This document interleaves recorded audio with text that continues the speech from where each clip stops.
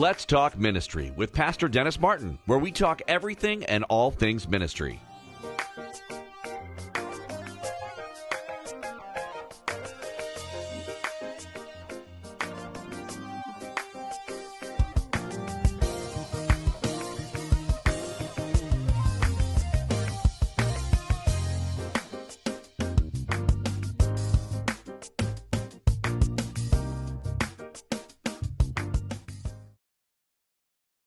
Well, hey, everybody, it's Wednesday night. It is time to talk ministry, and we're going to talk a little bit tonight. Thank you so much for joining me. I see you, and I appreciate you for being here on tonight. And, of course, as you see the subject, with all this going on, we're just going to talk a little bit tonight about this coronavirus that's going around and has affected so many lives. And so tonight we're going to talk about it and just share with you. I would love to get your comments, your thoughts on this tonight. And I put this is tonight, is your ministry prepared for the coronavirus? And this is in no ways negative, but because this is the subject matter that's at hand within the last couple of weeks, we wanted to talk about it tonight, explore it, and just ask the question about your ministry, the church. Is your church prepared for this? Is my church prepared for it? You know, a lot of times we hear a lot of things. We see a lot of things on TV, and we sometimes maybe don't ask ourselves and look to see if we are prepared for many things that will take place or many things that are happening. So tonight I want to just talk with you, and let's ask ourselves this question: is our church, is our ministry prepared for the coronavirus? I'm not talking about just in the sense of dealing with it and praying about it. And I understand a lot of people, we're going to pray. Of course, we're going to pray, but we also want to make sure that we are prepared to deal with this important thing that's happening, a pandemic now that the World Health Organization has set and named. And so we have 120,000 people around the world affected. In Georgia, I think we've got about 6.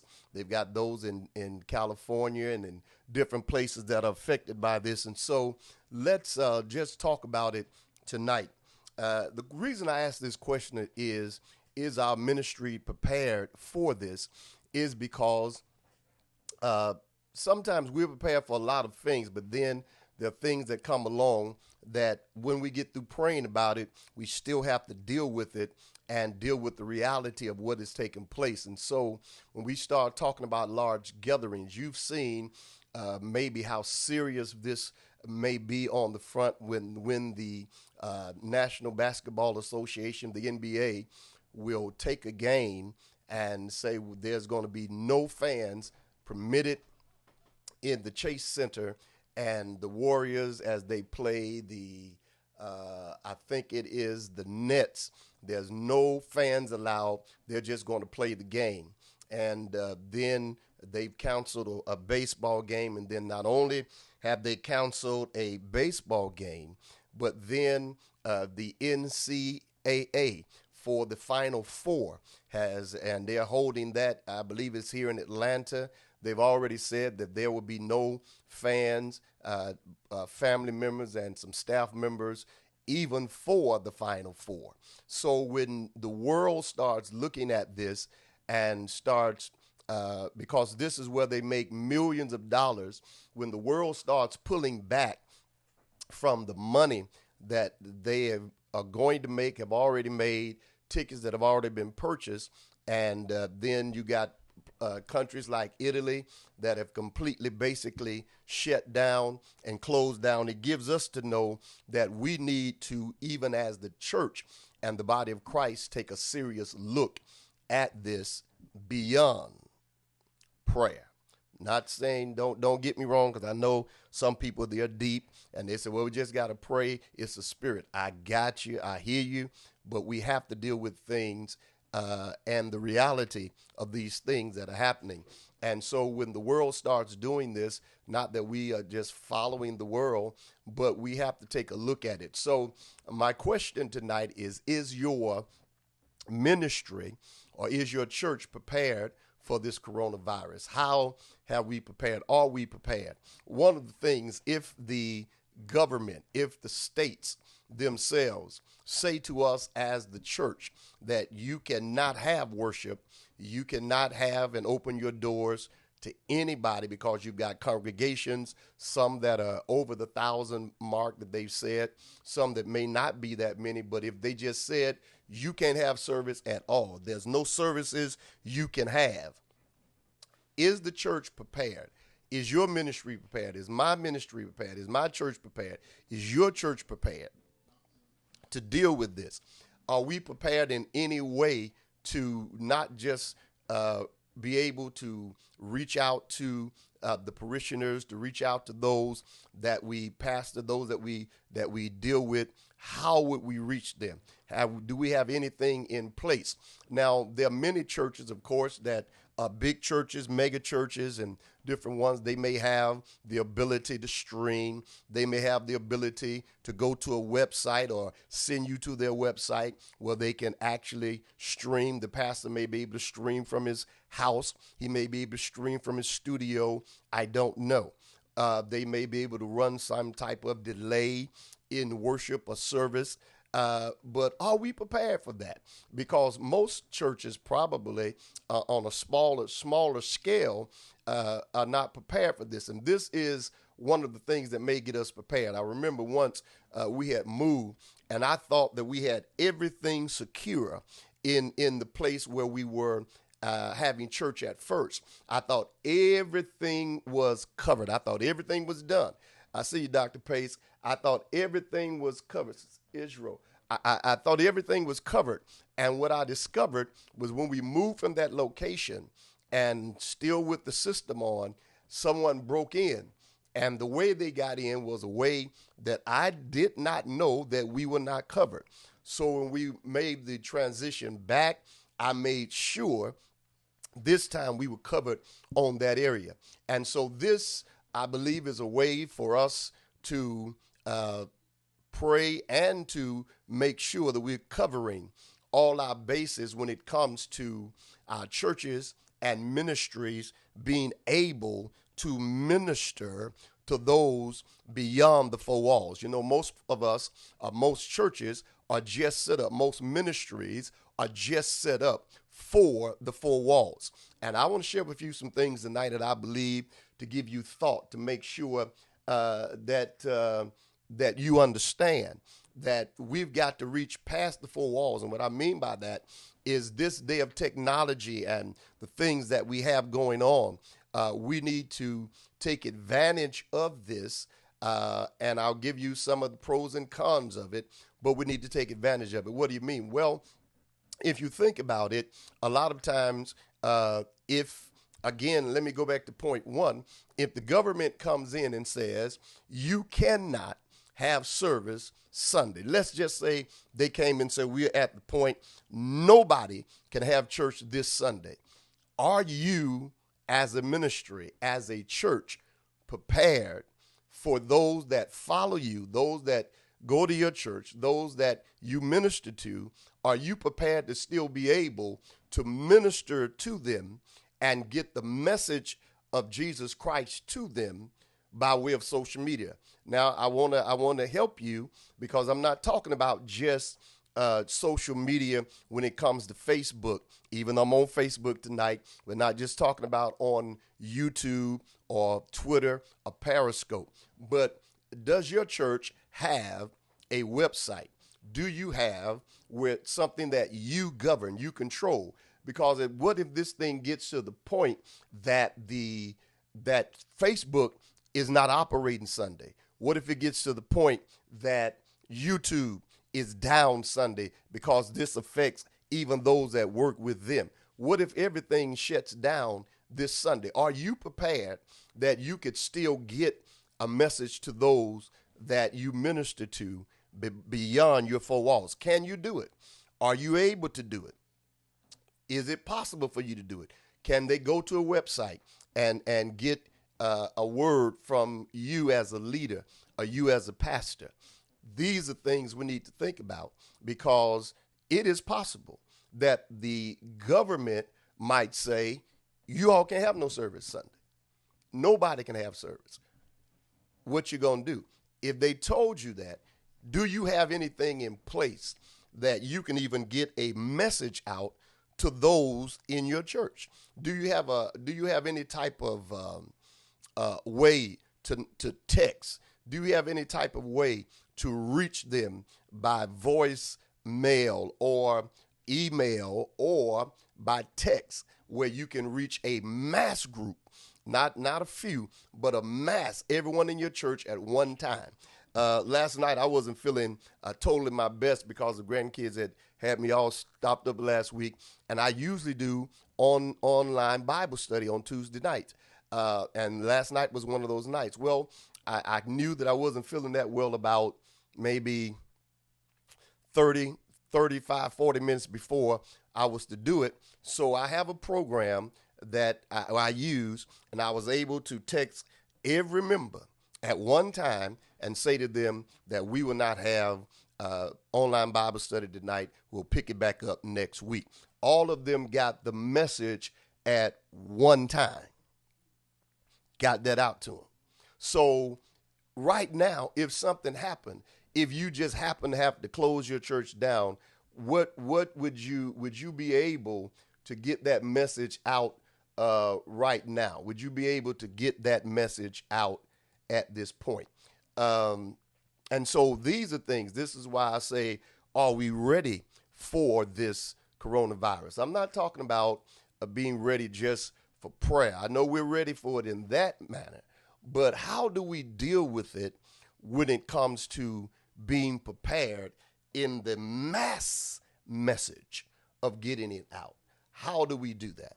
Are we ready for that? So I wanted to just share with you some information of what I think we need to do to prepare ourselves for what needs to be done and what we need to do, how we can get this and be prepared for this in our church. I say to each church, and I've said this before and I'm going to say it again, I don't believe any church should rely just on Facebook alone, YouTube, Periscope, or whatever. I know they're great platforms, but I would say to every church, you need to get a website that you, and I've got some things I can share with you, a website, and get some things where you can control what goes to your website. On Tuesday nights, I open it up for Facebook.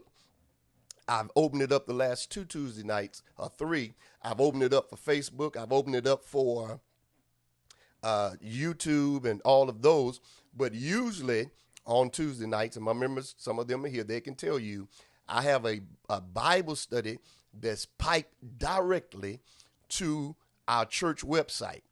And the only ones that can get that particular Bible study are the members of our RC. When I don't open it up, they have a link that I email to them or text to them. They click that link and they get the Bible study with me sitting right here where I'm sitting now, directly to them. Not only do they get the Bible study, but they get to interact with me as pastor in the chat. And so I'm saying to you, I say to every church, even if you are not a church and you just in ministry and you got a ministry, evangelist or whatever, you need to get a website that you can direct people to. You may and you can gather information, whether their phone numbers or whatever, so you can text it to them, so you can get that information to them whenever you're going to be streaming or whatever, just in case we have to go that way. And that should not just be because of this virus. It should be something that we practice and do all the time. So you need to work on dealing with getting that information out to those that are part of your ministry, that are part of your church, so you can do that. Excuse me, do that. So I say to you tonight, again, if Sunday, just by chance, if Sunday came up and they said nobody can have church Sunday, RRC would have church. Well, let me put it this way. Excuse me. We would have a time of study, and I would be able to deliver an online message sitting right where I'm sitting now. They would be able to get the message. Why? Because it's set up that way. Not only am I set up at church, I am set up in my home. I'm set up in my studio to do that I can get a message to them at any given moment. If I wanted to do this every night, only to the membership, I could, because I'm set up that way. So I'm saying that we need to do and work on getting prepared and set up. Many times we don't have that, and if something happens, we'd be in trouble. If the government says you cannot have church physically in your building, whether you're a big church or small church, don't matter, and our parishioners and those that go to our church are only used to giving and supporting the ministry physically by either giving a check or by being there to give an offering or by being there to swipe. If that was the way, many times we would suffer. So are we prepared? Not just because of the virus. Are we prepared to do this even if we didn't have a virus? Even if you had a thing that just church was closed for, let's take it to an extreme. Church was closed for a month. Would you be able, or are you set up to receive tithe, offerings, or just donations? Do you have Cash App? Do you have Givelify? Do you have a way on your website that if they had to go that route, they could give and be a blessing? Do you have text to give? Have you set up electronically outside of your four walls where if something happened, you're able to receive and still be able to function, and it does not take you to the place where you would be non-existence? And so that's what I'm saying. I'm saying how do we do that? Some of us, we're set up to do it. Then there are others that may be listening to me. You're not as set up to do it at all. And I want to say to you that you need to start looking at ways to prepare. I know many times we're scared of social media and we think it's whatever, but electronic ministry is here to stay, whether we want it to be or not. I know sometimes we don't want to do it because it's like, well, people just stay home. Well, truth of the matter is sometimes people were staying home before we got to this point. So we, excuse me, so we can't say, excuse me, that is the only reason that is taking place and that is happening. So we need to get that set up. Those of you, we need to talk about it, and it's not, some of it don't even cost at all, but we need to get that set up for our church, for our ministries, so we're able to do that. We need to, in many cases, now last Tuesday night, I was not able to do Bible study, not because I wasn't feeling well. We were in the midst of our workers meeting. So what I did is I taped Bible study. I pre-recorded Bible study on Monday night. I edited the Bible study, did everything, then uploaded Bible study, and I was able to play it on our website, on YouTube, on Facebook, and on Periscope at the same time. Now, I was in the chat. I had left and went to church. The Bible started at 7 p.m. I was sitting in the parking lot of my church, sitting in the parking lot of Kelly Lake, Bishop Hopper's church. I was in the chat interacting with those that were watching the Bible study. And I told them this was pre-recorded, but they were still giving comments and interacting. And so I did not miss Bible study because I was not present or because we were not able to get physically to the church because of the meeting that was going on. So what I did by me doing that, they were able to get all of the Bible study.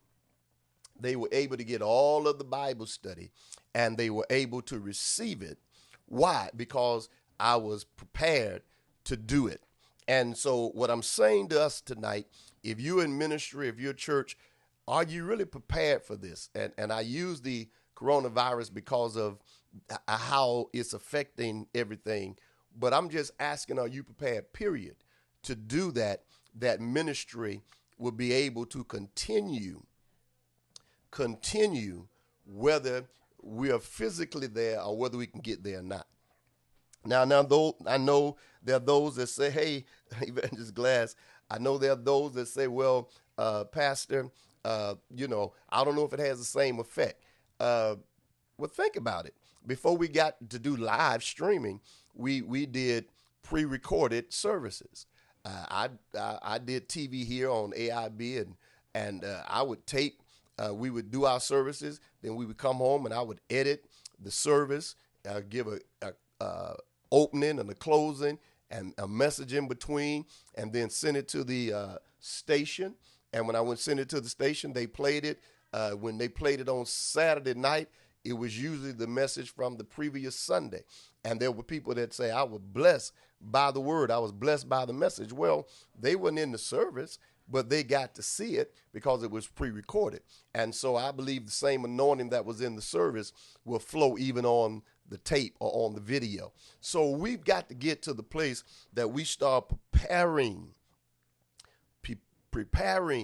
ministry for what may be or what may not be. But we need to prepare ourselves. So again, if you were not just your decision or my decision, what if they made a decision for us and said you cannot have service Sunday? Would our people still be able to experience the message and prayer and everything by tuning and piping in? And those that don't, you don't have that capability, you want to know how to do it, inbox me. Let's talk about it. It can be done. It's not expensive to do. And you could do it the same way I'm doing it here. And you'll be able to reach still and get the job done. Then you need to set yourself up for not only that, but electronically set yourself up for giving donations and other things. So if by chance church was closed down for a month, you won't miss anything. That part will still go on, and you'll be blessed. So here again, when we ask this question, are we really prepared for this? Are we ready for what could be? Are you in a place that we could do this? And we have to think again beyond our four walls. I know we're comfortable in our four walls, and I know many of you may not be comfortable in front of a camera. I've been in front of a camera since I was a teenager, or since I was a kid, basically. So you may not be as comfortable as me or someone else, but you've got to do some things to prepare ourselves for what may be. Again, the mass communication. That's one of the first things I think every church should have. If you're in ministry, whether you're big or small. I'm not talking about the size of your church, because sometimes we get caught up on size. If you got 20 people, they need to hear from you. If you got 30 people, they need to hear. If you got 50, you need a mass communication. I do communication with my church, and they will tell you I'd send a couple of things I used to do. I'd send letters to them. I know they go to my church and they at church on Sundays, but sometimes I would send a personal letter to all of the members, or letters to the members so they could get them. Secondly, I would communicate with them by way of voice mail, and send out a voice message, a mass voice message, sharing with them things that may be going on at church that particular week, or things that I will be dealing with Sunday, or the message I may be dealing with Sunday. I'd send that information to them. They knew pastor's calling. Then I've got a program where I do mass text, so they know. So even if someone in our church passed away, or someone has something going on, excuse me, the members, I can send a mass text out and say, we need you to pray for this one or pray for that one, because that may happen in the middle of the week and no service is going on. So I want to be able to communicate. So I'm saying to us that we must prepare ourselves as ministries and churches. We have to prepare ourselves better for what we are doing. And it was something else I wanted to, when we talk about preparation, I think as the leaders and pastors, we need to prepare ourselves to do this that I'm doing, and we need to do it and sort of get it where we get our members accustomed to seeing it, just in case. There's some things I probably would just put in the can as far as some Bible studies and some stuff that if anything ever happens, or if I was down for, just say the church, I was down for a week or two and couldn't physically get the church, but maybe had those that would be there ministering and teaching. But if I wanted to stay sort of visible to the membership, then I would have something that I could run and do in place. There's several things that you can use to do this, get it set up. I use, you're right, communication is definitely the key. I use a thing called Boxcast. If you can probably go back through some of my videos and you'll see, I'll give that information, of how I use Boxcast, where we can stream to several destinations, and at the same time, multiple destinations at the same time. Then we can do that. Then you can also see, I use another thing called Webcaster X2. That's very affordable for churches if you want to do streaming. If you want to go to YouTube and Facebook, you can do them on Boxcast. I can stream to directly to our website, and this will go directly in, not tonight, but whatever we're doing Sunday, we go directly to our website, and it's not only going directly, but it's recorded. It records, and they can go back and look at it over again for up to a year. So when those that are at work and sick and shut in, here again, we can do that. So I think we need to work on that. And I wanted to just share this with you all tonight, because I think it's important that we sometimes share. We don't share enough because we think people are going to get ahead of us. We got to think better than that and think a little bit past that, especially with all the stuff that's going on. Another thing that I'm using is what I'm using now. It's called Ecamm Live. It's Apple based software, and I'm using it where I'm streaming directly to you right now, and you're seeing the information and stuff that I'm putting on screen. So that's another way of doing that. But just wanted to share that with you tonight. Before you come on, I should have wrote some of this stuff down, because I've got some other stuff I probably need to share or should share.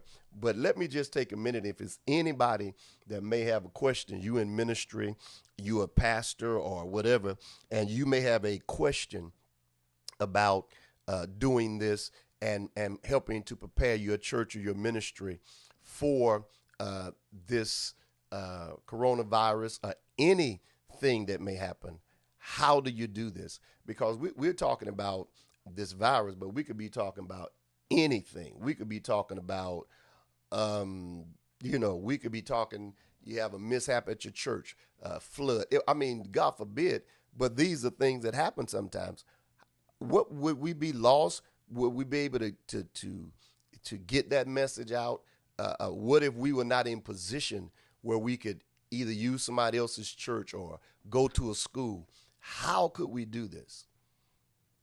This is one of the ways we can do this. So let me just take a minute.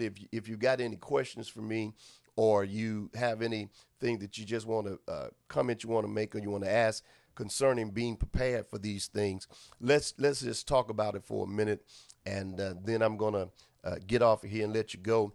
But tonight I wanted to talk about this because I've seen those that have post postponed some things that they had planned that were coming up, and these are church events, church things that have been canceled, and I just want to help you get prepared that you could still do ministry outside of your four walls. You still can do it inside four walls, but you can do it outside too. One of the things that happens with my members at church is some of them have to work on Sundays. I've got some that have been that sick and they can't get out to church, but every Sunday they're able to watch our services, to hear us, to get the information and stuff. And so this is a way of helping to be able to do that. So if there's anyone that's got any questions for me, if you got anything you want to ask about us being prepared for this, please, by all means, jump right in. Let's talk about it real quick before we go. Thank you so much for joining. Thank you so much for your comments. Okay, someone asked, well, what app lets you mass text? It is a app called Textly, I believe it is. Excuse me. Let me see, can I find that and pull it up so I can send it right to you? I should be able to do that. Give me just a minute and let me pull it up. I had it open earlier because I was sending the text out or getting ready. I think I sent one out last night, and let me see. Here it is here. Okay, I'm going to put this app, and it costs some money, but it works two purposes. One of the purposes, it works where you can send the text out, and I know they have those that some for free, and you might want to check around. But I like this one because I'm able to create for a small fee. I think it's $5 or whatever. I'm able to create a code, and that particular code I can use, and you can text into that number. And when you text into that number, it captures for me, your phone number and your name and address if you want to put it in. And so whenever I go out or whenever I go live, I can do that. So what I do with my members, 30 minutes before Bible study, let me get this in here. 30 minutes before Bible study, I go in and actually text to them the Bible study. I text it to them, and not only do I text it to them, but I send them the link also with it. They get it, and when they get it, they do get it to me, and they have then they have the thing that they need. I just put it in there, Evangelist Glass, and so you get that, and it does. So what I've done is I even use it where I can just put all my members' information in there, so it goes out to them, and I pay a fee for it, but I get enough messages to send out, and you might want to just check it out. Like I said, there are some others that you can do, but you might want to check that out. When we do mass communicating as far as voicemail, and with all the other stuff they got going on, let me see, can I pull that up?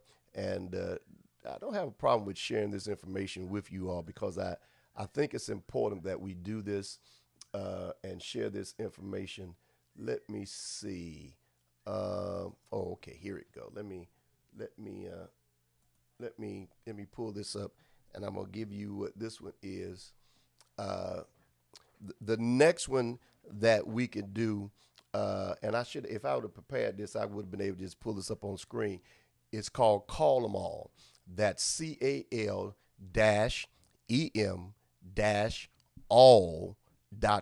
CallEmAll.com.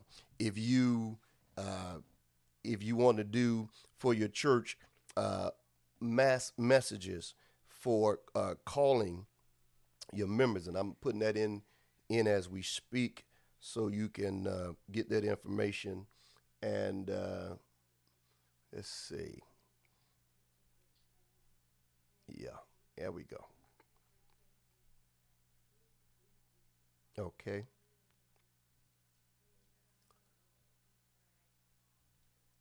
There it is. Call them all. .com. If you get that, again, I pay well, on Call them all, there's a fee that's paid, but at the end of the day, the fee that is paid is is really worth everything that you're doing, because I've been using this for years. I just started using it.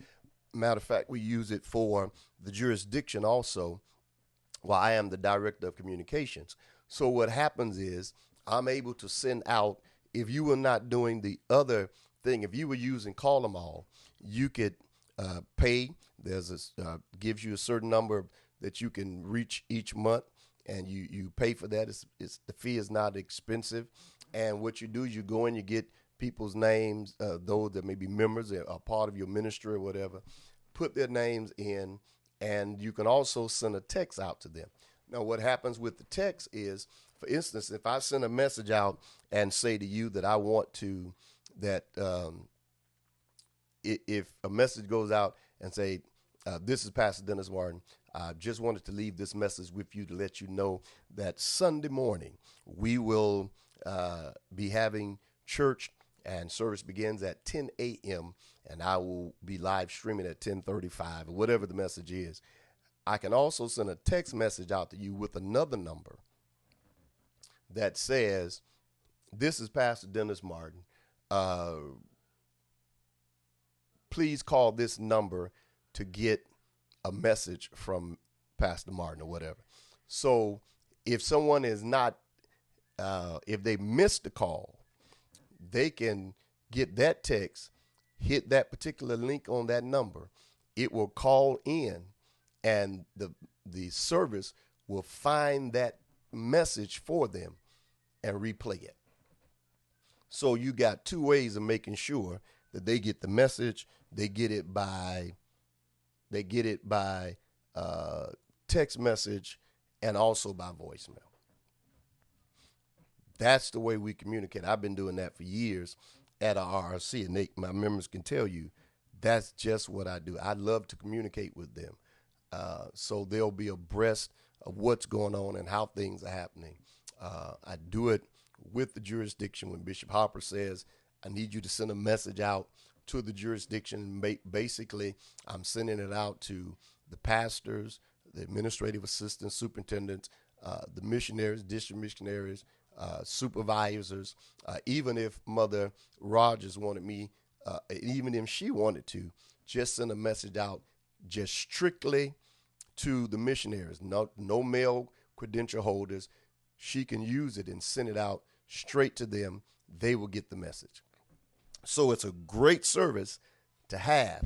So I'm saying to you, let's sort of get and prepare ourselves for what's going on. Now, I know there's some that you're already doing this, but just because you're doing it, we can't assume that everybody has this information and everybody is doing it. There's some smaller churches need to do this. Don't wait till you grow. Do it now. Get it done. Some ministries that need to do it. And I'm here.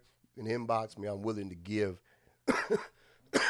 and to share this information with you, and to do those things. And so by all means, let's do that. Anything else before I get out of here? Any other questions or anything about it? Y'all pray for me. My grandkids got me last week. I've gotten over it, but got a little lingering cough with this, and just about over that. So hopefully I'll be done with that by the end of this week.